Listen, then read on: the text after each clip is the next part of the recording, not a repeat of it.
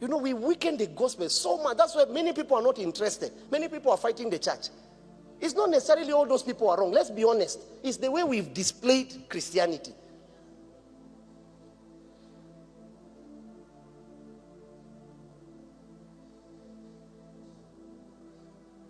There's a lady that stays abroad. This might, let me be wise.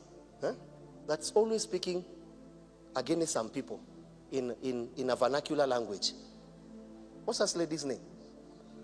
That lady. Let me address that issue. If you really, really remove religion and you really sit down and listen, there are some things she's saying that are true. It might not be that the delivery, don't focus on the delivery, just check some things she's saying. Some of those things are true because of the way the church is. People come to church and lose. People come to church and our value systems. And then some people will just stand and gang up. No. No matter some of the prayers you are praying, they will not work because God is not a man. You need to approach God as God. And one of the things about God is that he's merciful. So the person you're expecting God to strike today, he met him in the night.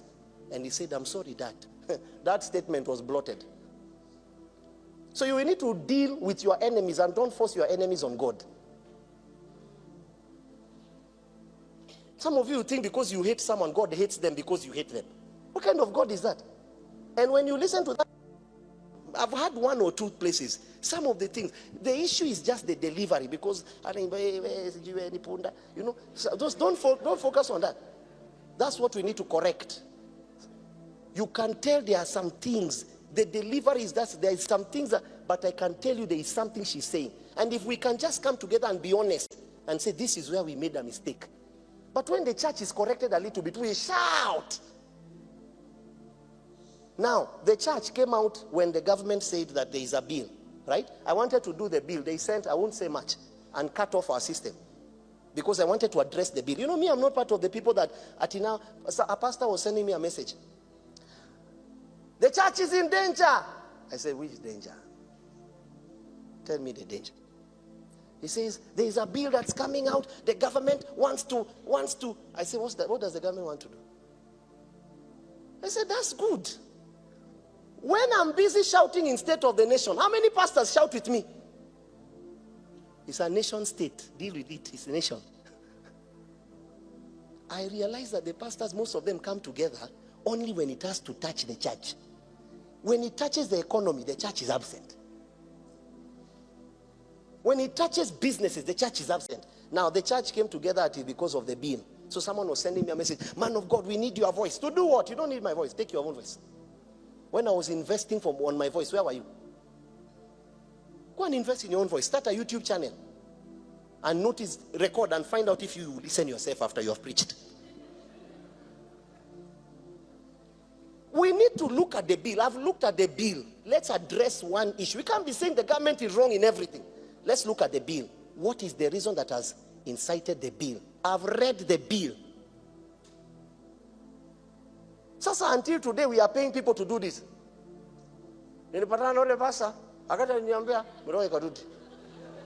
So still today, we are still praying fake miracles. When it's issues to deal with people dying, June 24th, or rather, how many young people died? How many of us came out and spoke? But we only speak when it has to touch. President Ruto is building an auditorium there. Sasa hapo the whole church. We feel like what can one auditorium do to all of us? That all our energy is driven. If someone says it's wrong, constitutionally speaking, it's called public land. State House is on public land. Do you people understand that? State House is not a Christian place. It's public land. If a Muslim is Kenyan, they own part of it. If a Christian is Kenyan, they own part of it. Do you people understand?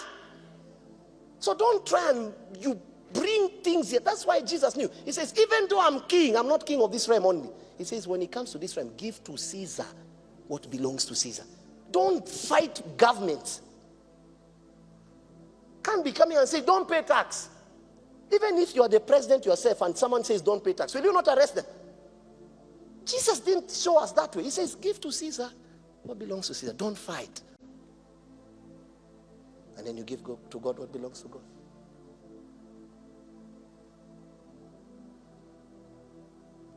When you see any external correction, it's because internally we have refused to correct ourselves. You can correct yourself. So God will begin to send other people to correct us. And then instead of really looking at what they are saying, how much of it is true, they can miss here and there. But you can tell them something this person is saying. There is something. The delivery might be not right, but there is something that person is saying. Me, when I listen to such people, I go to the drawing board. I say, well, okay, what can we change? So that people can start looking at us the right way. Now the government is saying that people without degrees, if you're going to be a pastor, you need to have gone to school. Then you are there saying, Hakuna, but the Bible told you study to show yourself approved. Study. Instead of you thinking, okay, so that my church will not be closed. Then can I go to school? Not that we need school. You people, let's be wise people. Let's stop fighting unnecessary wars. So, pastors, that's how you know how many of us don't have degrees. Kai. Hata diploma too. Mimi niko na theology hapo na nasoma. In fact, my exam was the other day. I've tried. You know, the exam was brought. I saw darkness. Hapo ndo nilijua. When I came and I said, no one is going to help me. So I sat on that table. Peter pressed it. He said, are you ready? I said, yeah, I've prayed enough. Peter asked me again, Bishop, are you ready? You know, you have to sit on that place and even if you do this, they say, Talker, you are copying. So I asked Peter everything. Because me, I like doing things. I said, John C, my father, please, this one. You know, they even show you a box up there on the computer. Don't leave this box. So if your face goes this way, way, you're out. I'm telling you, you're out of the exam. Am I lying? So he prepared me. He told me, sit straight and look front. So I looked front. And then there's a place you say, start exam. When he was about to step, to press, I said, wait, Father. He said, no, Father, study. Study. Study. No. You are going to pray to be part of what God wants to do. You can't be lazy and pray. So I had studied some things. That's when I knew being a pastor here is different. That exam is no CRE.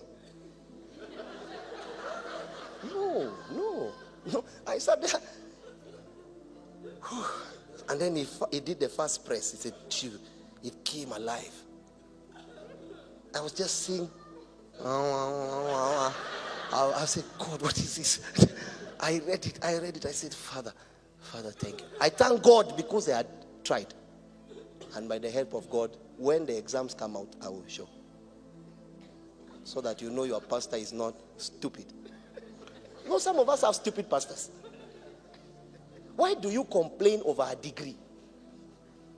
What is wrong with me being a pastor and trying to go and get a degree? Or rather getting a diploma or certificate? Nini mbaya? Ati neno la Mungu alihitaji degree? When have you seen a fool delivering God? Pastors, let's reshape our perspective. Let's study to show ourselves approved. Okay, you don't need a degree. Okay, then show us a theological. Show us something you have studied. Are you here and you're a young pastor? Close that shop and go back to school. Go back to school. You listen to me. When I was 20, no one told me these things. Close that kiosk, kibanda. Close it and go back to school. You are 22 years. You don't need a full-time ministry. Go back to school.